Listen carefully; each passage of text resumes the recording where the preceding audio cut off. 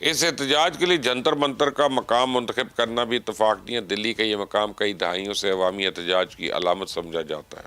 کسان تحریک ہو، پہلوانوں کا دھرنا ہو یا سرکاری ملازمین کے مطالبات، اکثر بڑے اجتماع کا آغاز یا مرکز یہی مقام بنتا ہے۔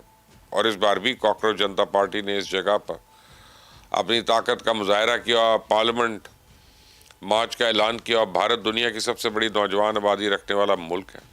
اگر وہاں تعلیم، روزگار اور میرٹ جیسے مسائل پر نوجوان منظم ہونا شروع ہو جائیں تو اس کے اثرات صرف تعلیمی شعبے تک تو محدود رہتے نہیں ہیں بلکہ قومی سیاست پہ بھی مرتب ہوتے ہیں۔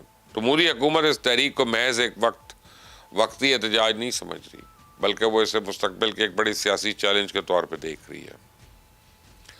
اسی لیے گودی میڈیا نے اتنی بڑی تحریک کا بلیک آؤٹ کر رکھا ہے اور دھرنے میں نیشنل میڈیا کہیں نظر نہیں آ رہا۔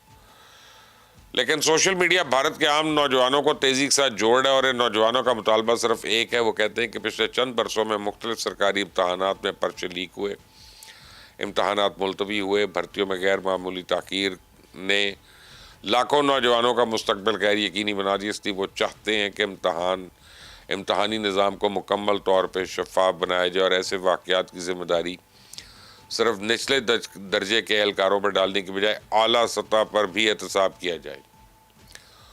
وہ مرکزی وزیر تعلیم دھرمیندر پردھان سے استعفے کا مطالبہ کر رہے ہیں، اور مودی سرکار اگر ان کے مطالبات مکمل طور پہ نظر انداز کرتی ہے تو ناراضگی مزید پھیلے گی۔ اور جس طرح ماضی میں انا ہزارے کی تحریک نے عام آدمی پارٹی کو جنم دیا، ٹھیک اسی طرح کاکروچ جنتا پارٹی بھی ایک بڑی جماعت بن کر سامنے آ سکتی ہے۔ لیکن مودی سرکار نے گھٹنے ٹیک دیے ہیں اور ان کے بڑے مطالبات مان لیے تو اسے بی جے پی کی کمزوری سمجھا جائے گا اور یہ آر ایس ایس کی نظریات کی موت ہوگی۔ تو کاکروچ جنتا پارٹی کی مقبولیت کا اندازہ آپ اس بات سے لگا لیں کہ لداخ میں معروف سماجی کارکن سونم وانگچک نے کاکروچ پارٹی کی حمایت میں بھوک ہڑتال شروع کر دی۔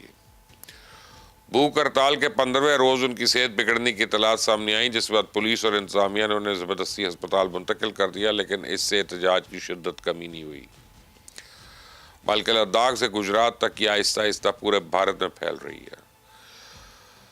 تو جنتر منتر کے اس دھرنے میں بھارت کے ہر علاقے سے تعلق رکھنے والے نوجوان شریک ہیں جو اپنے لیے بہتر تعلیمی نظام مانگ رہے ہیں، نوکریاں مانگ رہے ہیں، پرامن ہیں، لیکن دنیا کی سب سے بڑی جمہوریت ان پرامن نوجوانوں پر لاٹھیاں برسا رہی ہے۔